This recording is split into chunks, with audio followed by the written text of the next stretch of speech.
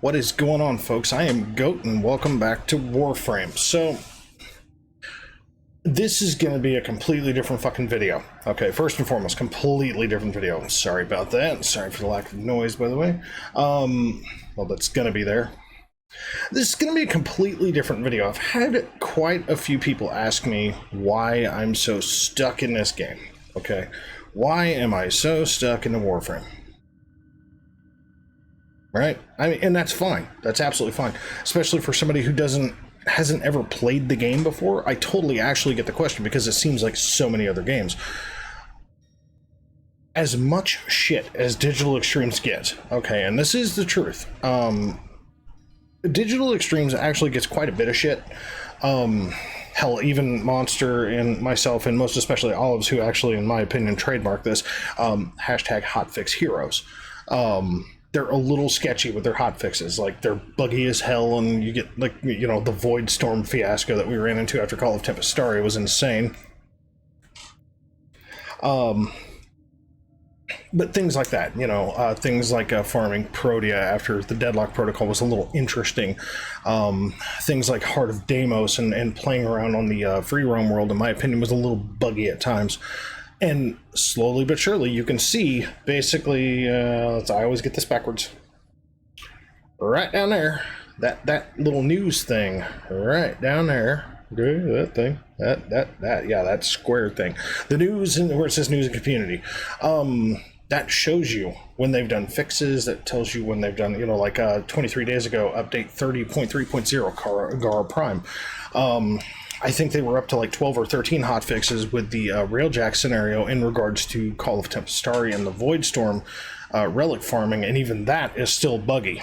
So Digital Extremes definitely gets some shit for that, okay? And if it wasn't for what this game was, I would say that it was probably 100% founded and totally acceptable that they get a bunch of shit.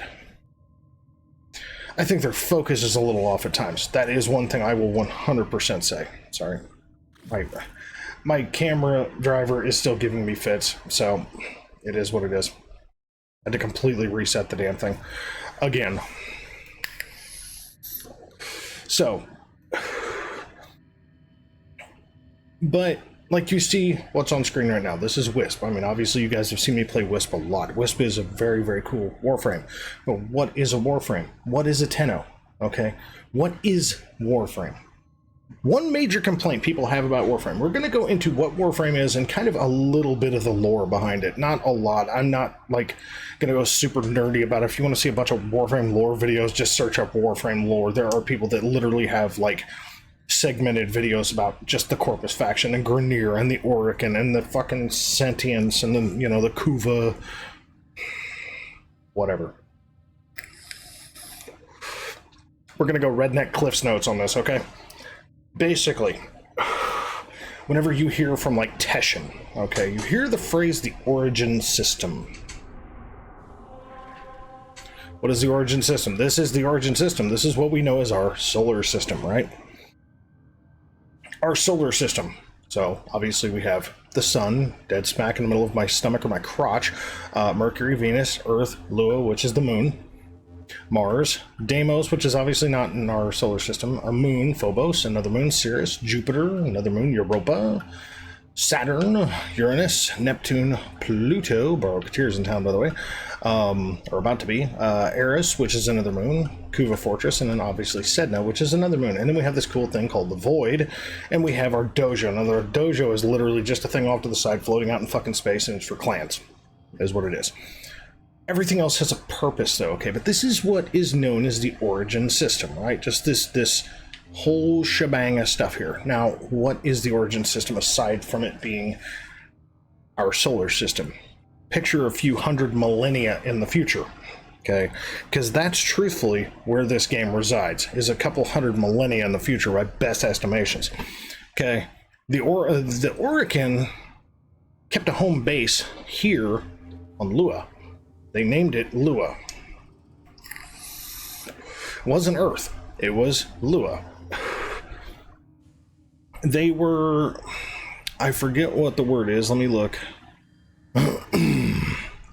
excuse me. They were Archimedeans. They were Archimedean humans. So they became godlike humans, basically. For lack of a better way to put it, you can consider them more like Greek gods, because that's how they kind of revered themselves, for their technological and their intellect and their general knowledge of just how things were. But take Greek gods, but then turn it into like the Roman Empire, okay? What they wanted to do is they wanted to basically take over their entire solar system. And when they started outgrowing, kind of getting growing pains of our solar system, you know, either by means of terraforming or by means of just general colonization with ships and space stations and things of that nature, this is kind of where you get our origin system. This is why you've got these certain locations. Now, Mercury I find to be highly intolerable because it seems like everything is underground, which I guess would make sense if it was near the fucking planet's core, because otherwise you'd melt.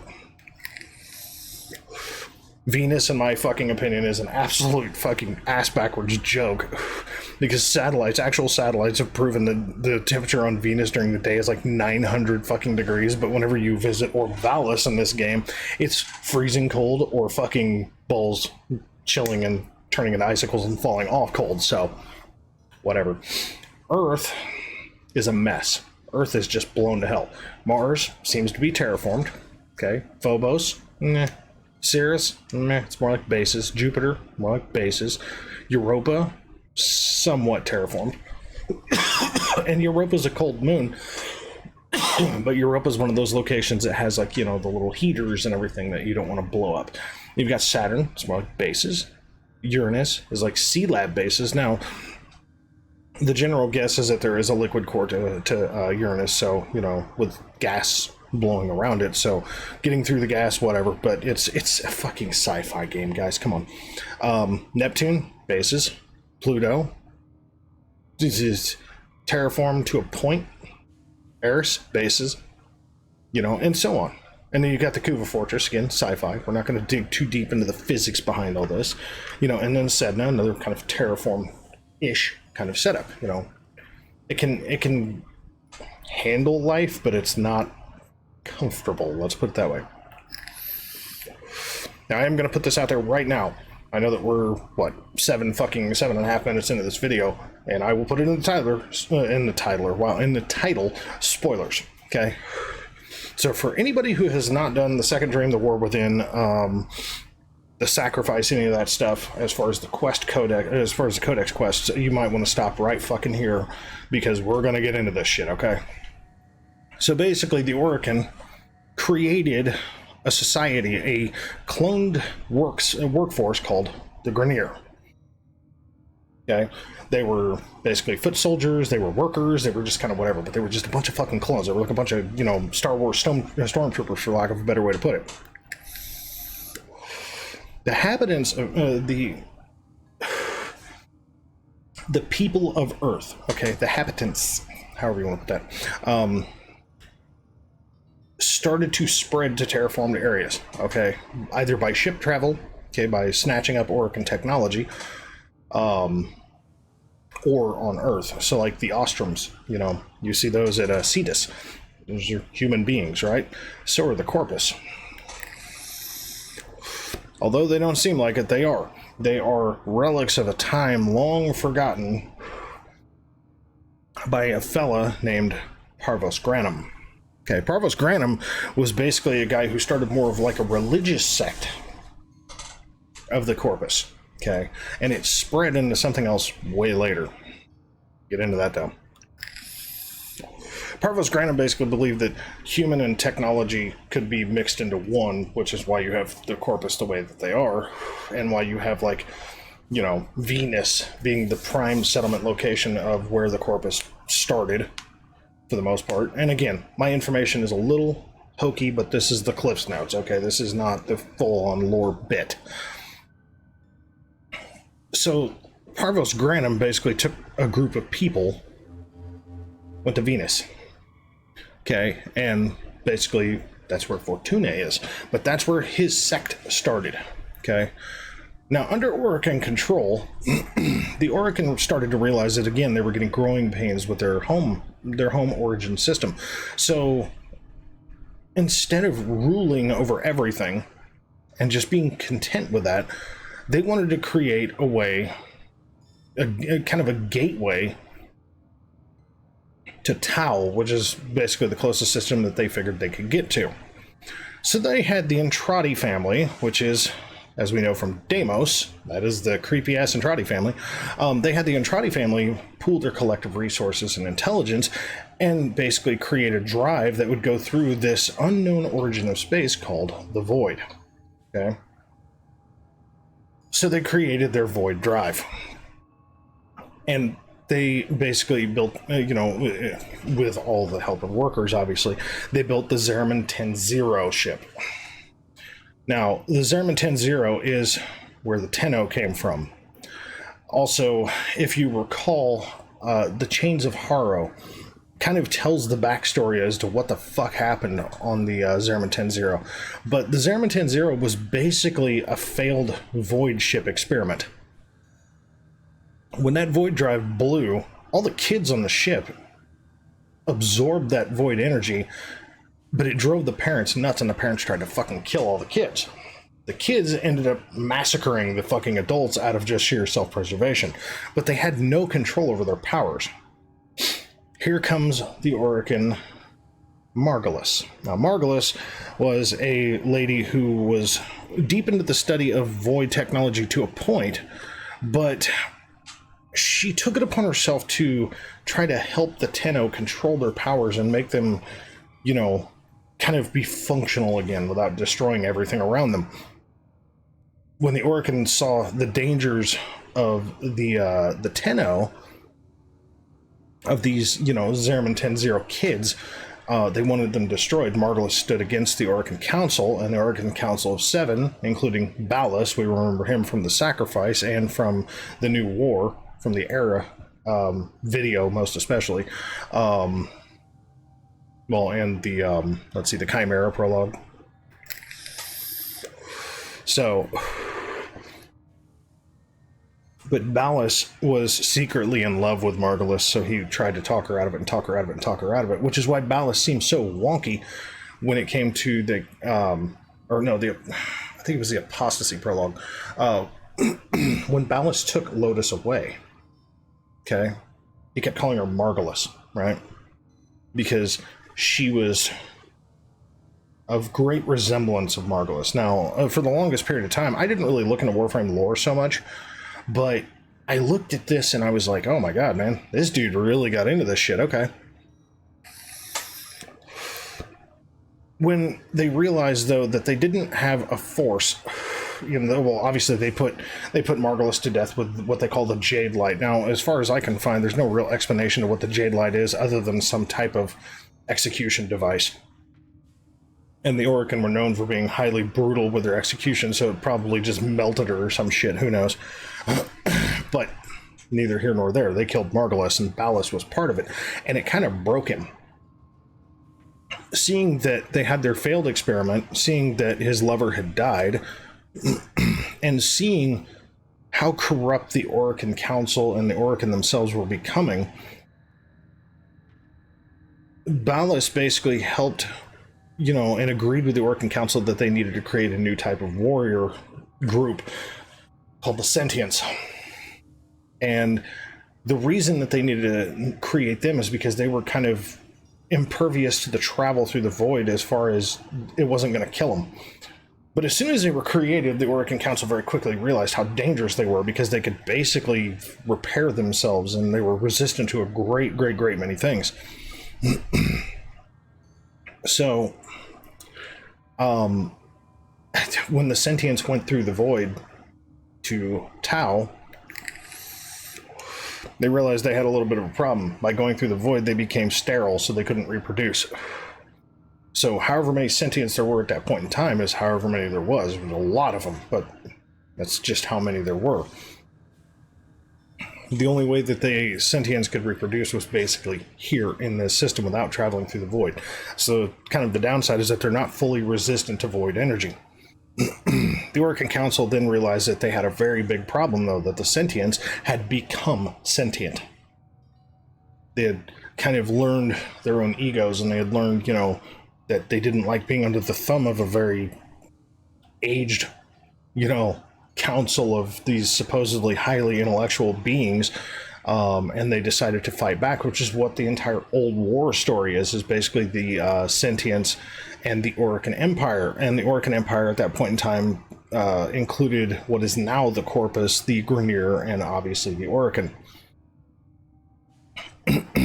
Throughout all of this, they also, through odd experimentation here and there between the Grineer and the Corpus both, the infestation was created.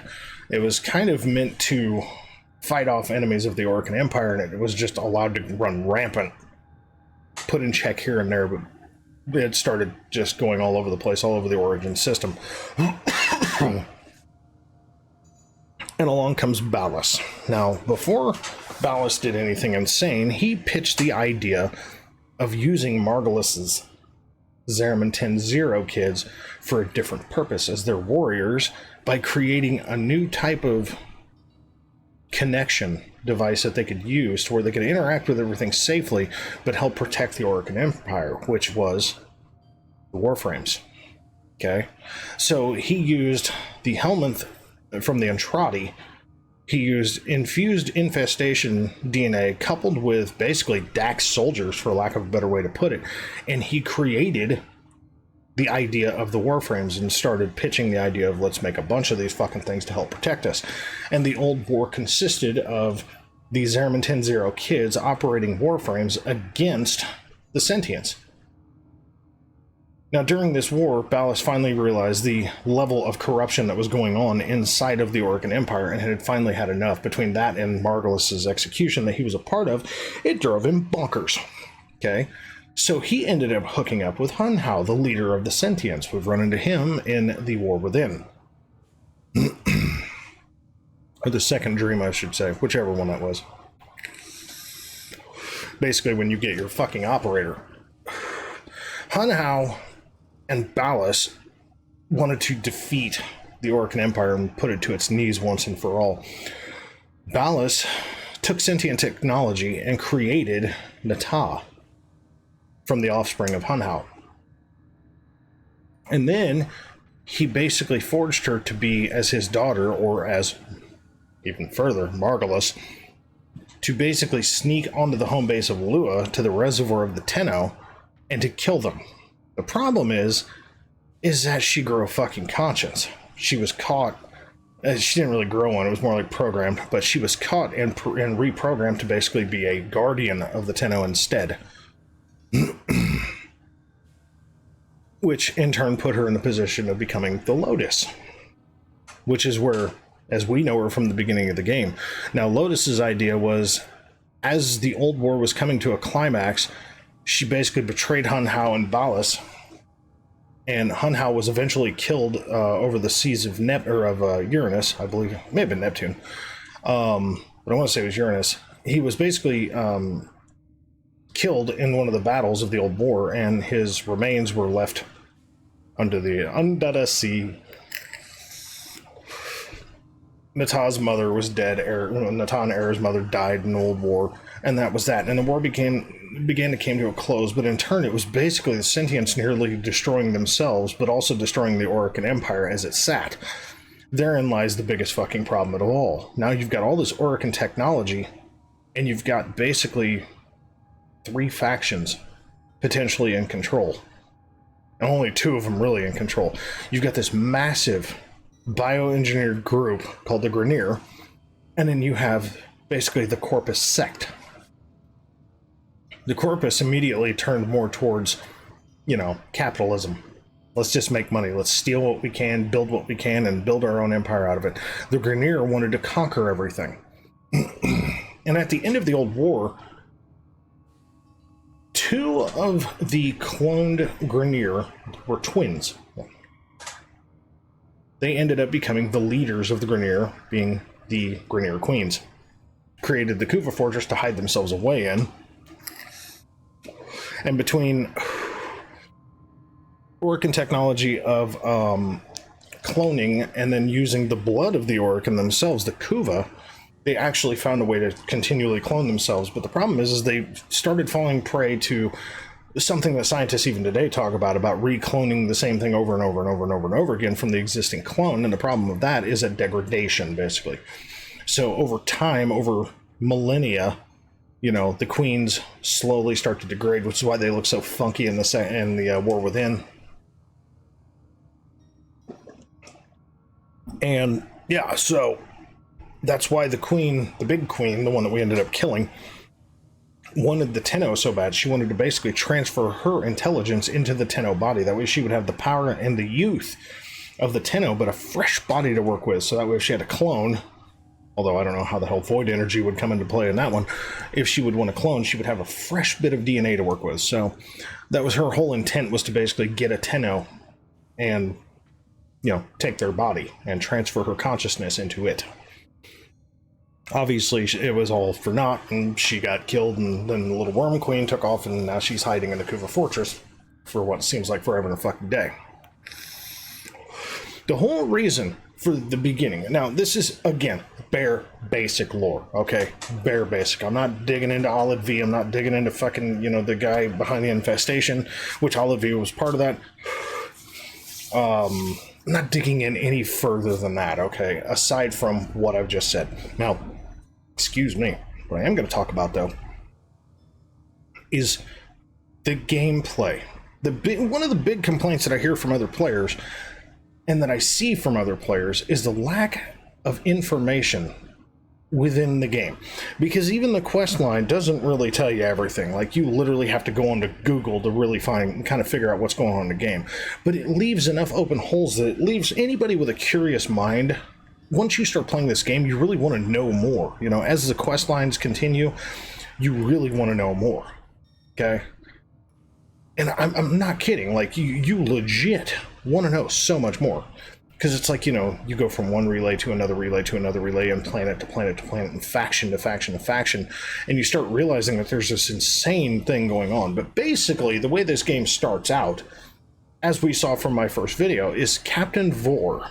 Okay, Captain Vor, the whole stompy, looks like a vagina face, Borg-vagina mix. He was basically trying to go around and capture cryogenically frozen warframes, and the reason they were cryogenically frozen is because Lotus hid them away all over the place. She hid them all over Earth and kind of anywhere she could. The Tenno were locked away and hidden in the void on Lua, which after the fall of the Orican Empire, there was nobody left on Lua except for sentients. So she stuck it in the void so the sentients couldn't be a problem, and hid it away from any prying eyes. Which I gotta tell you, that's some badass power right there alone. Just so we're all clear. So the gameplay starts with your Warframe, and this is the same obvious story for everybody, but your Warframe being captured by Captain Vor and getting that Icarus thing strapped onto your leg, or wherever the fuck, I think it was your leg that it gets stuck on. But it's basically Vor trying to take control of one of the Warframes and take it back to the Queens as a trophy. And the whole beginning of the game, the whole tutorial section of the game of building your landing craft and getting Ortis up and running and your foundry and all that stuff, obviously for gameplay purposes is necessary, but it's even more necessary for the purpose of giving a backstory of what's going on. Because at this point, when you first start into the game, the leading faction in the Origin system is the Grineer. They're just an army, an endless fucking army of just bio-cloned assholes. Okay? They really are. They're just, there's like no end in sight to these assholes. The Corpus, on the other hand, are still human beings to a point, so there is kind of a limitation to what they are, but they also got themselves into some cloning as well, so... yeah. But the whole thing is that you come in, and Lotus is unleashing you and other Warframes, obviously by the way the story plays out. If you're only playing this solo, then it's just you. But as far as from the overall grand scheme of things, the whole thing is for the Warframes to basically go out and try to bring balance back to the Origin system. And follow the story of what the fuck has been happening throughout this whole time. Now, here's where things get kind of crazy, okay? Because a lot of people ask me, why don't you just play Destiny? It's a lot like Destiny. Explain something to me. Why doesn't Destiny just update their fucking game? Why do there have to be sequels? Legit, why does there have to be sequels? This is where, in my opinion, Digital Extremes has pulled off a massive win compared to pretty much any other RPG game like this. A sci-fi RPG RNG based game. It comes down to, yes, they're free to play. Okay. They're free to play, on the long term, long scale, grindy, and I don't consider myself to be a seasoned player by any means, because this game's been out since basically December of 2012, so it was a 2013 release technically. But this game's been out since December of 2012, and I have seen videos from way back when, and this game has grown by leaps and bounds just since that point. I started playing March of 2020, okay? So I'm a year and 3 months? Okay, I'm not what I consider to be a seasoned player. Yes, my mastery rank says otherwise, but my mastery rank is simply because I like having a buffet of weapons, and I like having a buffet of Warframe, so I've done everything possible to farm what my play style is, and in turn, it got me mastery rank. Does that mean that I have everything in the game or I'm close to beating the game? Abso-fucking-lutely not. I will prove it to you, sorry about that, right fucking now, okay? There was a running joke when Olives and myself and Dranka were running together. Olives had just hit Mastery 15, and he said, "Man, I'm halfway to beating the game." And Dranka almost belly laughed. And even I was like, by the rank, he's not wrong. And Dranka said, "You have no idea. I'll show you one thing first and foremost. And this isn't progress in the game. This doesn't give you mastery points per se, but if you go to the codex and to the universe, you can see basically tutorial stuff, okay? But mods, okay? Now, take into account, I'm a mastery 28 in this game. There's a mastery 30 at this point, and then I think they're starting to get into legendary ranks, or legend ranks. I think they're legendary ranks, but mods. Okay, so let's go by, let's see here. You know what? Let's just go by rank. Let's just do that, okay? It's going to take a second here. I'm just going to use my mouse because this is going to take a hot goddamn minute if I use my controller for this. Now you see all these fucking mods I've got, right? Oh, wait a second. Now we're into mods that I don't have.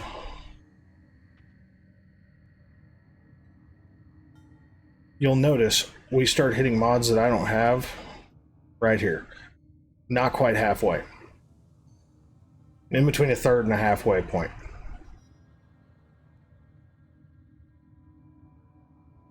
This is gonna be scattered at best at this point. Got a few here and there.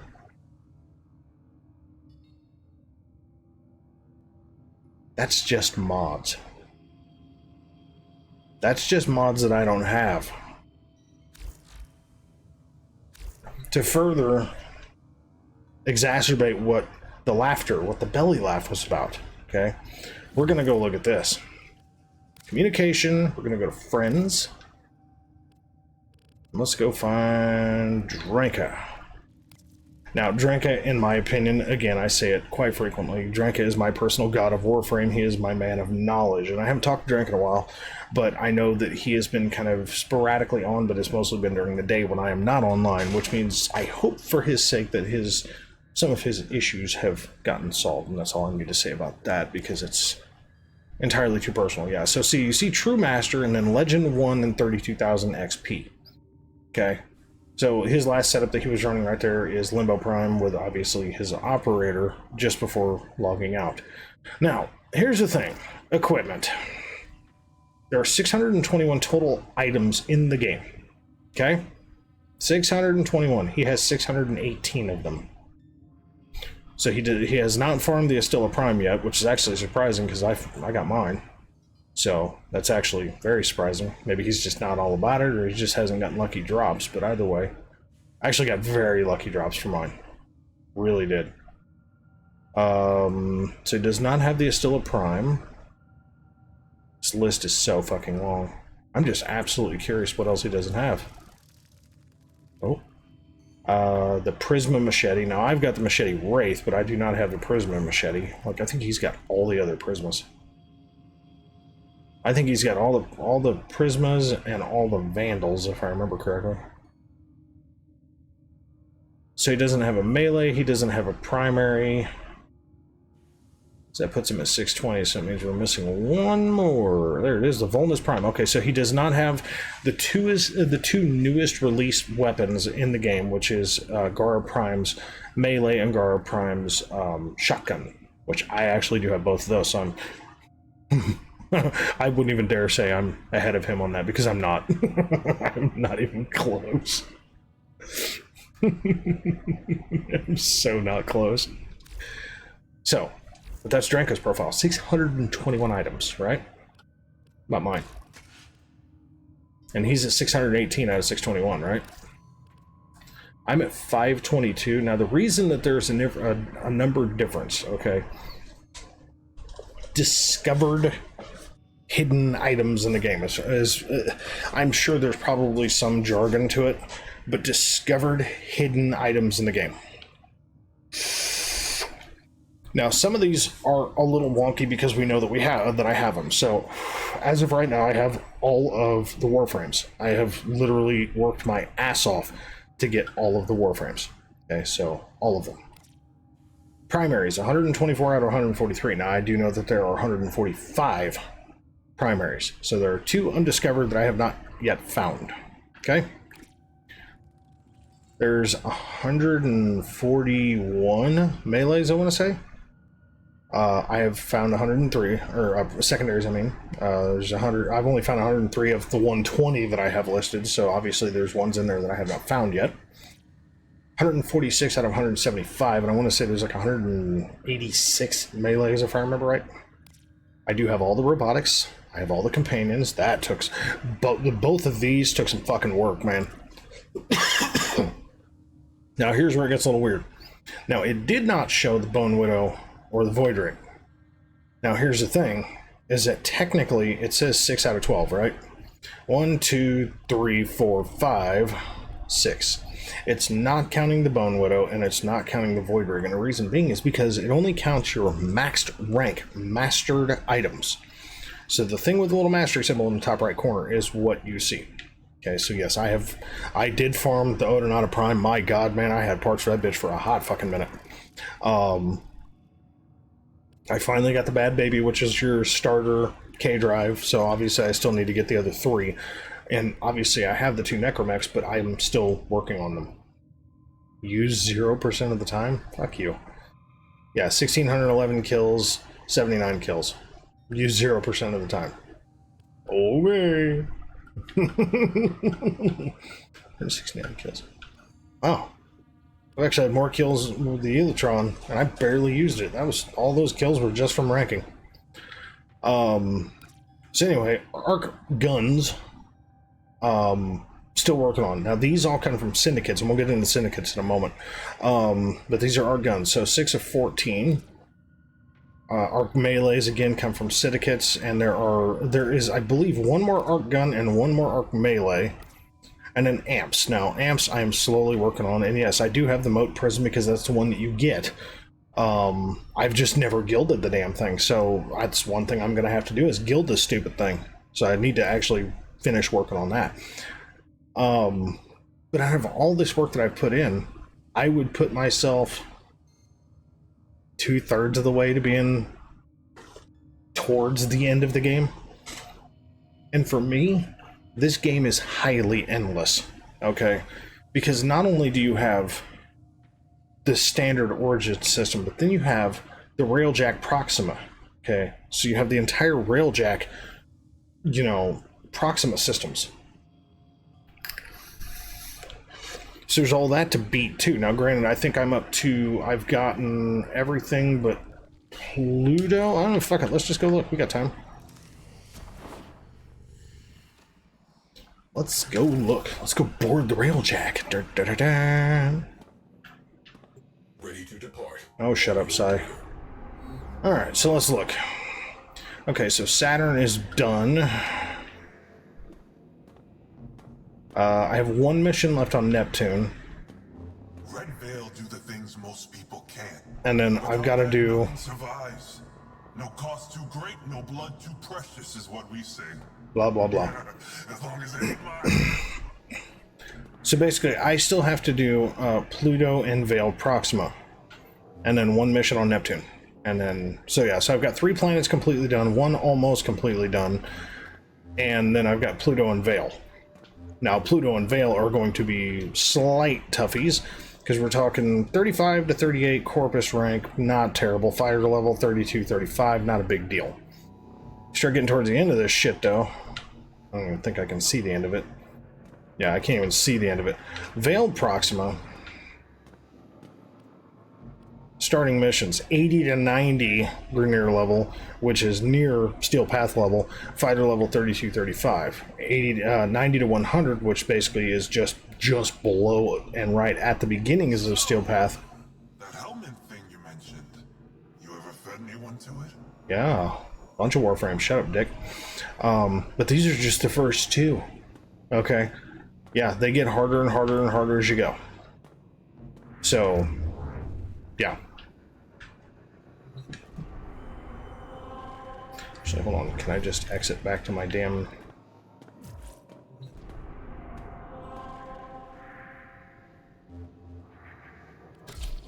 I guess I'm gonna go to the dry dock. There's this whole railjack thing to do, right? I could have just exited. What the hell I was thinking of that? Could have just exited. I'm stupid. So... But the last thing that we're going to talk about before I get the hell off of here... Thanks. The last thing we're going to talk about before I get off of here is syndicates. Now, syndicates are an interesting ordeal.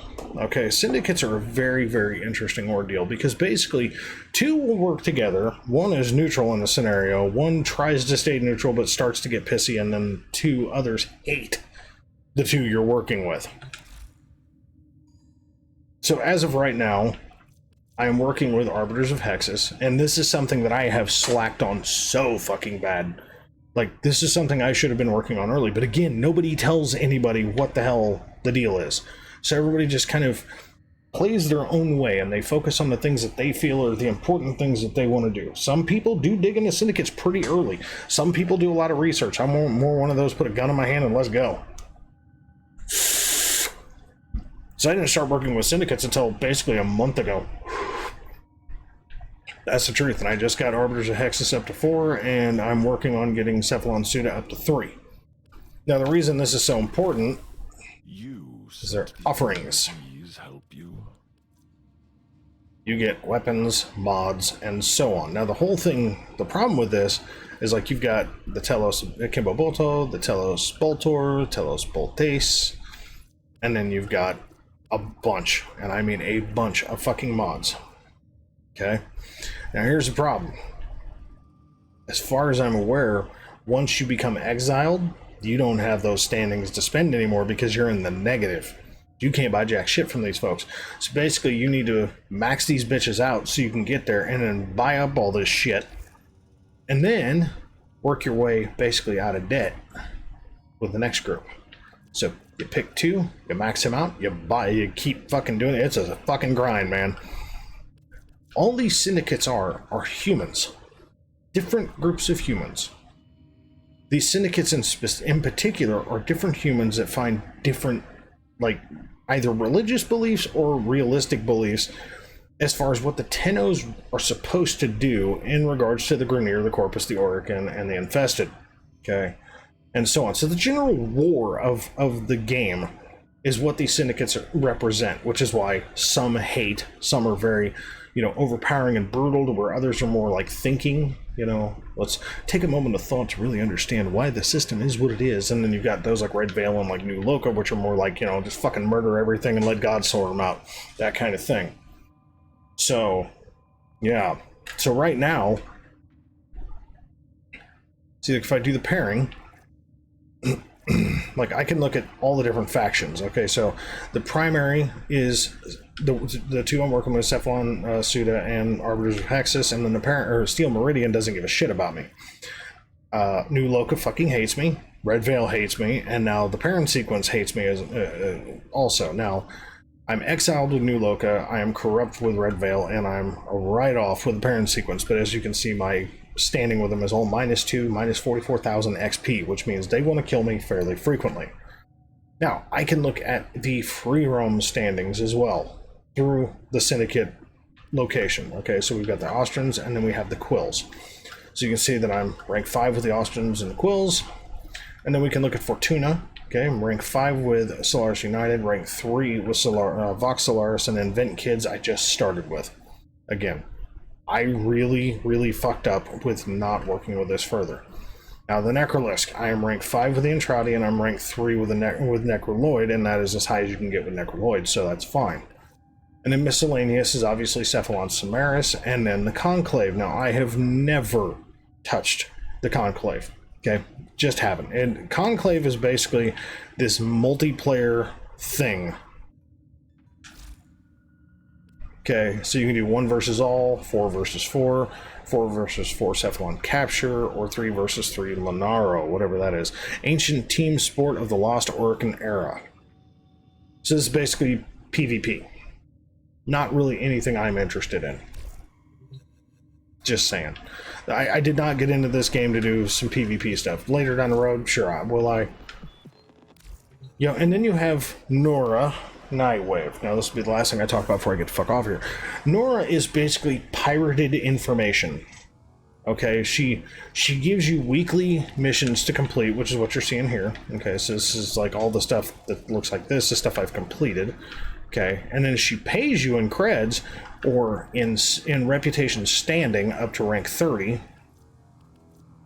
Okay, so you get, Umbra Forma, and then from there you start getting cred standings. And you can see I've already completed up to rank 30, so it recycles back over to 1. And as of right now, I am just shy of rank 36, which means I am technically rank 75. And this is intermission 3? Yeah, intermission 3, because that's intermission 2. These are all the stories, okay? These are all of the Nightwave acts. So you've got the Wolf of Saturn 6, which you can access now on Saturn. So like whenever you've seen us ranking up here recently, and at the very beginning of the mission, you'll see the flash of the screen. You can actually get a wolf beacon and summon the Wolf of Saturn 6, which is this big tanky bastard that gives drops. And then there was an intermission, obviously before I started. Then the Emissary, wasn't playing then. I only got to rank 3 with intermission 2 because that's when I just first started. I got to rank 86. Oh, I'm sorry, I'm rank 65, not 75. I'm an idiot. My math sucks. I got to rank 86 with the Glassmaker, and then at present I'm ranked 65 with the intermission 3. We also get other stuff. Operations, like Operation Orphix Venom. There's another one here. Hang on. Oh. Screen motion everywhere. My bad. Give me just a second, because I know what it is. Amalgamation of the organ system. Yeah, I know. Zanuka Project, Mutalist Experiments, Post-Second Dream. Events. Great Plague, Massacre of Renchator, The Collapse, Old War, Void Jump Accident, Olive V's Partnership, Gar Legend, Grenier, Queen's Orders Past, Fragment Synthesis, Stories, Factions, Corpus Band of Directors, Grenier, Infestation, Orcan, Corrupted Entrati, Sentient, and Tenno. Yeah, because basically the only thing left of the Orcan is the Entrati.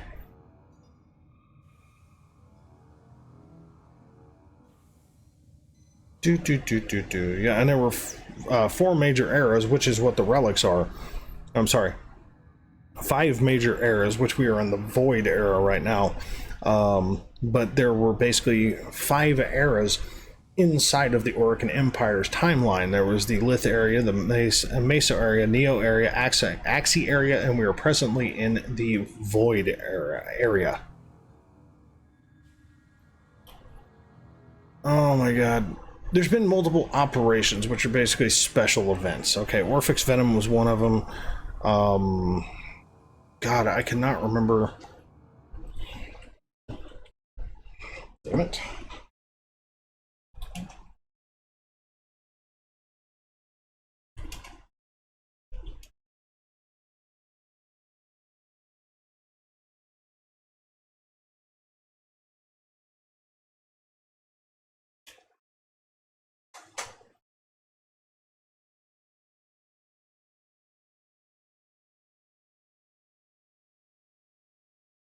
I know what it is. Scarlet Spear, that's what it was. My fault. The Scarlet Spear event. Now, there's been multiple events since I started playing this game, obviously. I mean, in 8 years worth of fucking time, one would think, almost 9 years worth of time, one would think there's been a lot. Here's my argument as to why I like this game so much. Obviously, I've said it's grindy as hell, and I love that. But Digital Extremes does something that most game companies don't do, and it's not a moneymaker.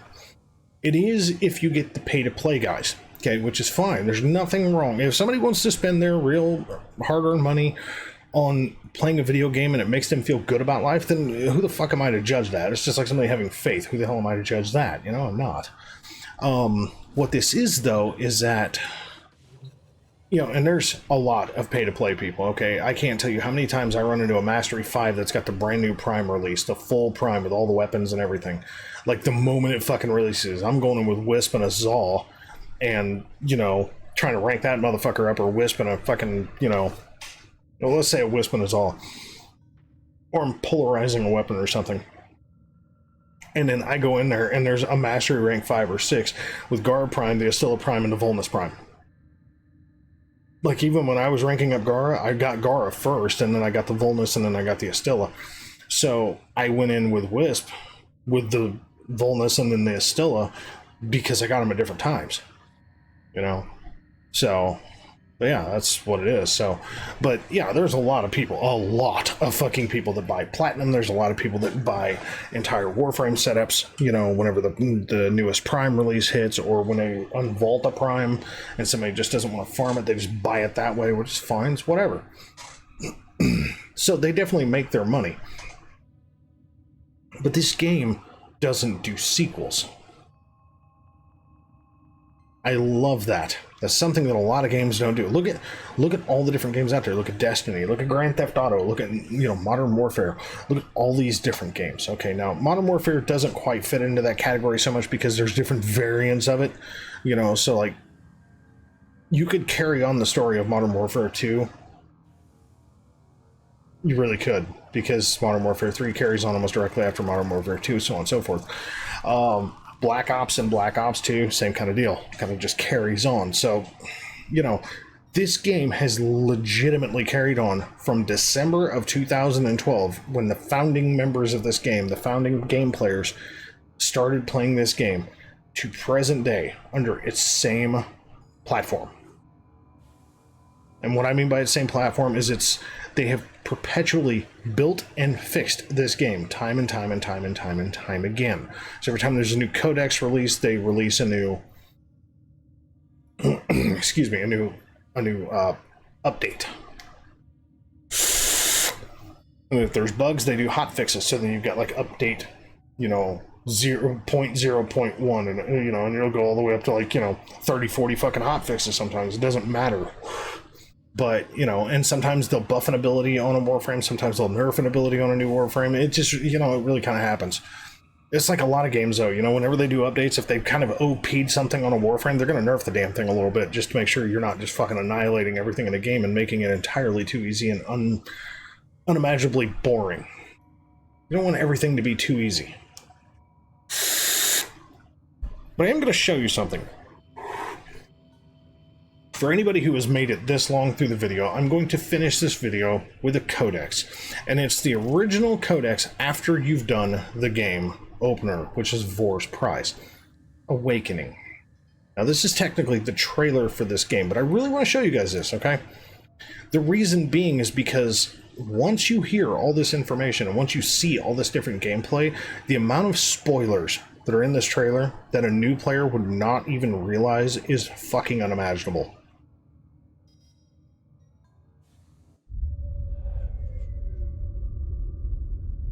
For generations you've slept,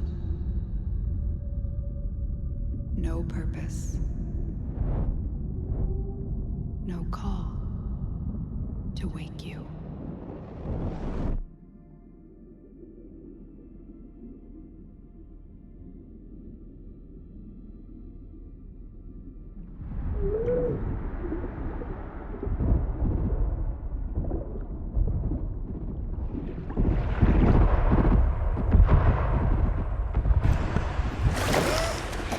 Speaks to a kid just waking up from the reservoir, doesn't it?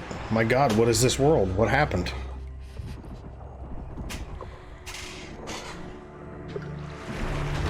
Grenier. Seeds from the ruins of the old war, swallowing colonies whole.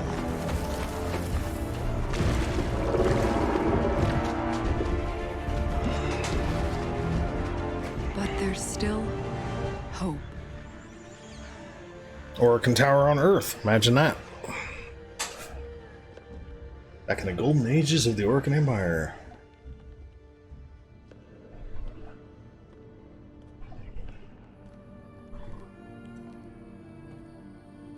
The Tenno.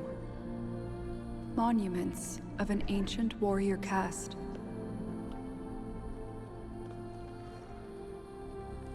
Scattered across frail worlds.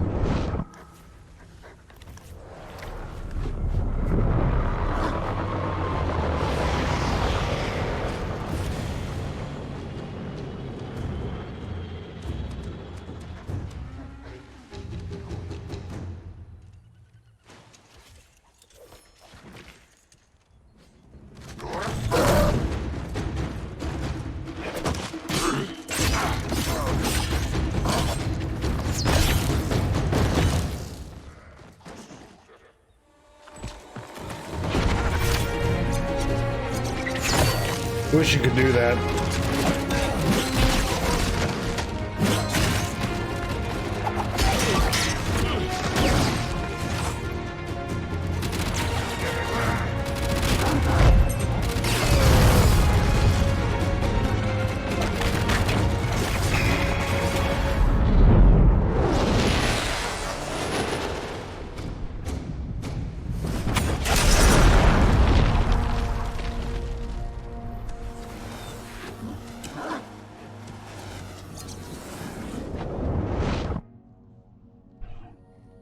Excalibur. We got a mag.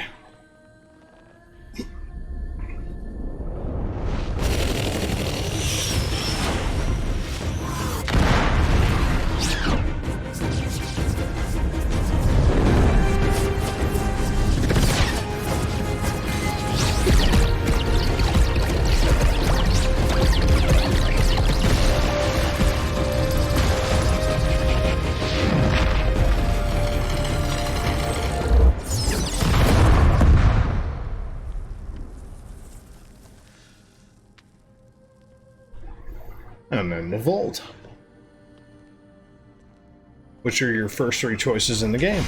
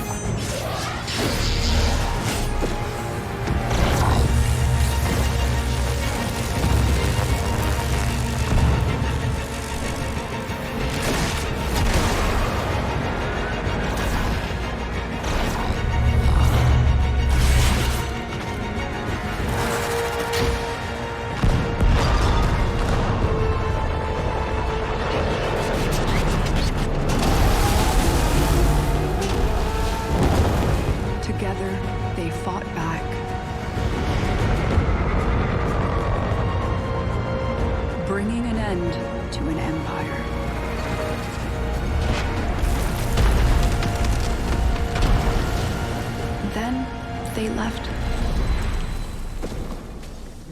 Spoiler of why they just shut down like that, right? Transference was cut. Forgotten. Like I said, spoilers, man. You don't even realize it. Here's the biggest one of all, man. Like a dream.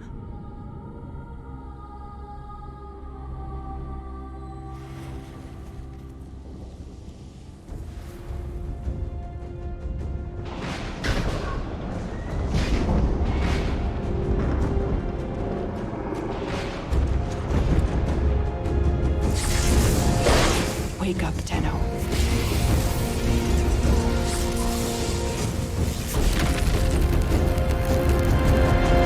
Wake up. See, knowing what we know about the game now, the amount of spoilers that's in there is pretty fucking cool, in my opinion. So, I don't know. I just kind of wanted to walk through my feelings as to why I really like this game so much. Because the truth of it is in my opinion, this is just one of the better sci-fi RPG games out there. This really is. Because it just continually grows. And it's free to play on pretty much any platform. You've got Nintendo Switch, you've got Xbox, you've got PlayStation, you've got PC. The only downside is that there is no cross-compatibility from platform to platform, which does suck, because I would think that they would at least find a way to make Microsoft and PC compatible, considering they're made by the same shit as far as operating systems go. Kind of is what it is, though. Now, as a postscript here, a PS, this is hands down for the seasoned players the biggest gripe in this fucking game. Without a doubt. For anybody who's been playing this game longer than I have, obviously, who is dealing with the hype up of the new war. It says to be continued. The last posting of anything was the Maker, okay, which was called the New War, but apparently they, apparently changed that, so whatever. But yeah, so what's got people irritated is that came out December of 2019. And they keep promising that shit's going to come out. And since then, Heart of Deimos has come out. Call of Tempestari, Deadlock Protocol. What else? I think there was one more. I could be wrong. No, it was just those. Call of Tempestari, Deadlock Protocol, and Heart of Deimos all came out after the fact. Now, are they a build-up to what's eventually going to be the new war? Probably.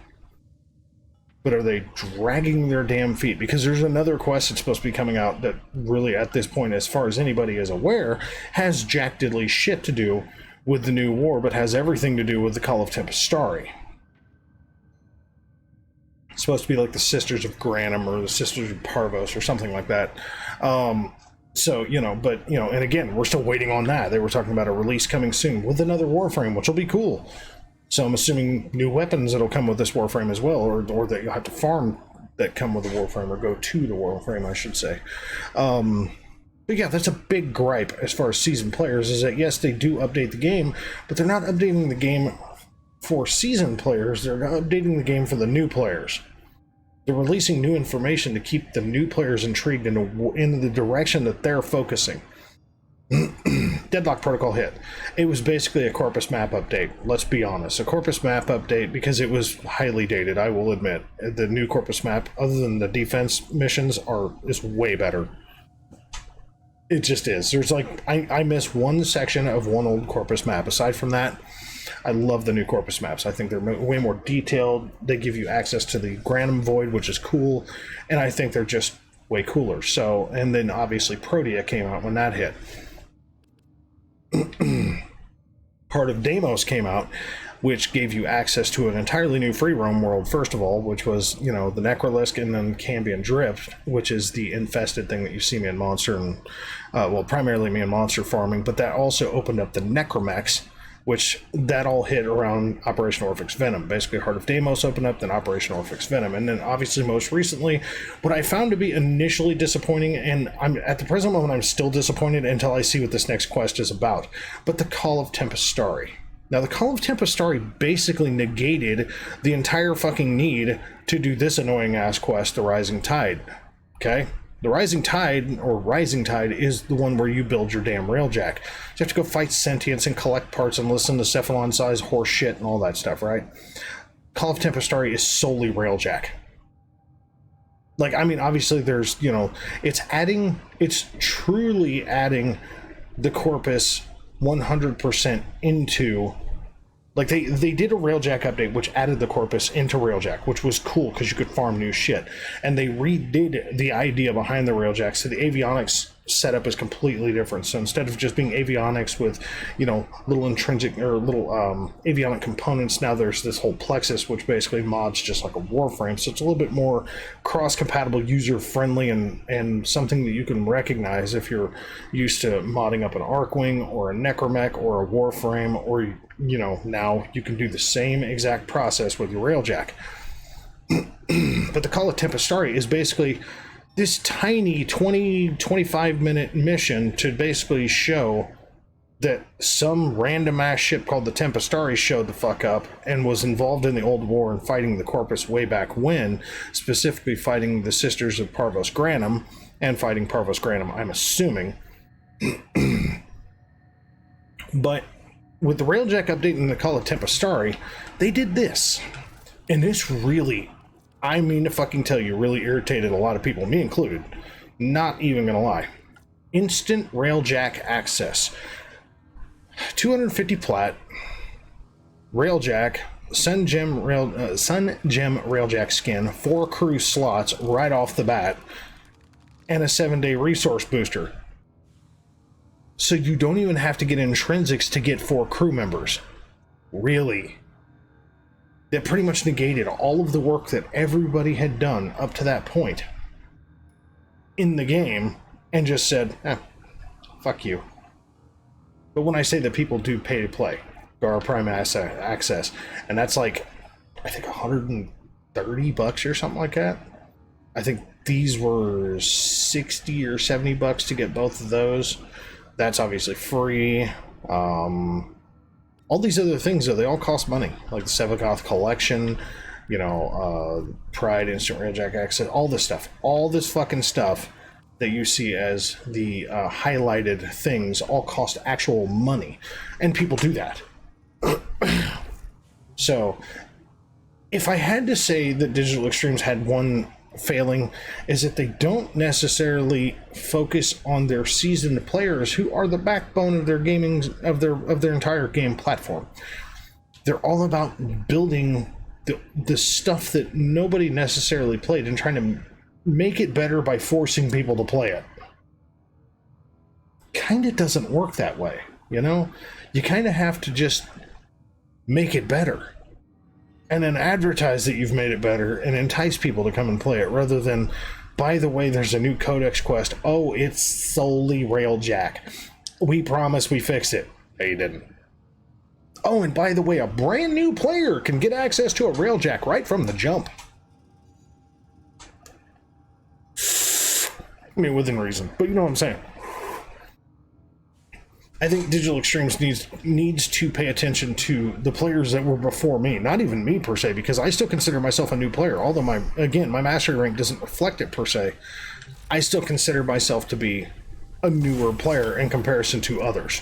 Hands down. I really do. So, call it what it is. So anyway, folks, that is it. That is all. I will stop my rambling and everything else. I hope that this content kind of explains my real love for this game, because I really do. I love this fucking game. I really do. I love the fact that it just keeps going and going and going, and it just doesn't ever seem to stop. Now, I know this is obviously not going to release until July, and I'm recording it mid-June right now, so, I mean, Lord knows the other quest might have released by then. Doubt it at this point, but whatever. So anyway, folks, as always, I'll catch you in the next one, alright?